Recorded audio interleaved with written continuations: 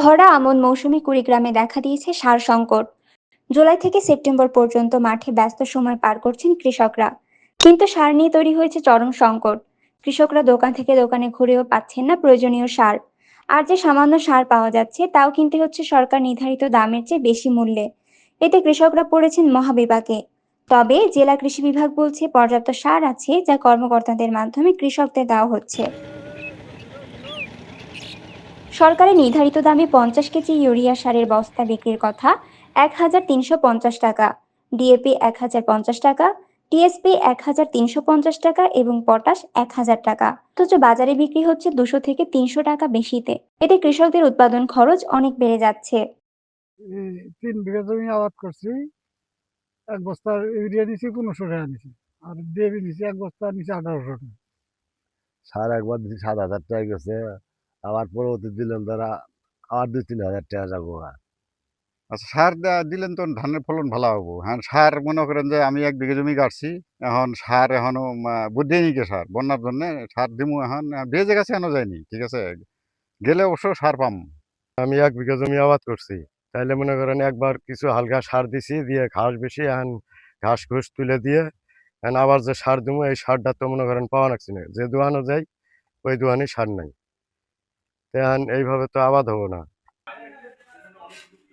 খুচরা সার ব্যবসায়ীরা অভিযোগ করে বলেন, ডিলাররা তাদের যথাযথভাবে সার দিচ্ছেন না, ফলে দোকানগুলোতে পর্যাপ্ত সার থাকছে না।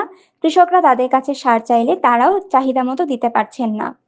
এটা বর্তমান শেষের দিকে চলে আসছে, কারণ ইউরিয়া সার দেওয়ার মোটামুটি ডোজ কমপ্লিটের পথে। আর পর্যাপ্ত সার আছে, সারের কোনো টেনশন নাই। আর কৃষকও ন্যায্য মূল্যে সার পেয়েছে। কৃষি প্রধান কুড়িগ্রাম জেলার অধিকাংশ মানুষ কৃষিকাজের উপর নির্ভরশীল। আবার এই জেলা দারিদ্র্যের শীর্ষে এবং নদী ভাঙনের কারণে প্রতি বছরই হাজারো কৃষক ক্ষতিগ্রস্ত হন। তার উপর সার সংকট কৃষকদের জন্য নতুন দুশ্চিন্তা হয়ে দাঁড়িয়েছে।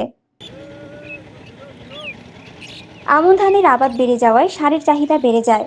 তবে বর্তমান সারের কোনো সংকট নেই। প্রতিটি পয়েন্টে আমাদের কর্মকর্তাদের মাধ্যমে কৃষকদের সার সুষ্ঠুভাবে বিতরণ করা হচ্ছে বলে জানান জেলা কৃষি সম্প্রসারণ অধিদপ্তর উপপরিচালক আব্দুল্লাহ আল মামুন।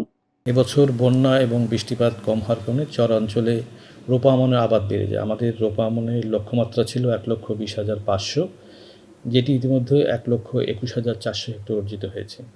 ফলে অনেক জায়গাতে সারের চাহিদা বেড়ে যায়। বর্তমানে সারের কোনো সংকট নেই।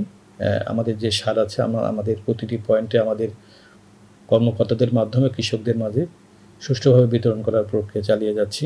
এক্ষেত্রে প্রশাসন সর্বাত্মক সহযোগিতা করছে।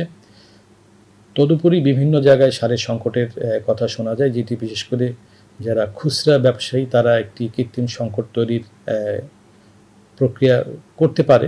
সেক্ষেত্রে আমরা সজাগ আছি এবং আমরা সেক্ষেত্রে কোনো অভিযোগ পেলে সে জায়গায় মোবাইল কোর্ট পরিচালনা করছি এবং আইনানুগ যে ব্যবস্থা সেটি গ্রহণ করছি। আমরা আশা করছি যে সারের কোনো সংকট হবে না। আমাদের যে অনুমোদিত বরাদ্দ আছে, আমরা এই বরাদ্দ সুষ্ঠুভাবে পেলে আমরা কৃষকদের মাঝে সুষ্ঠুভাবে এই সারটি বিতরণ করতে পারব।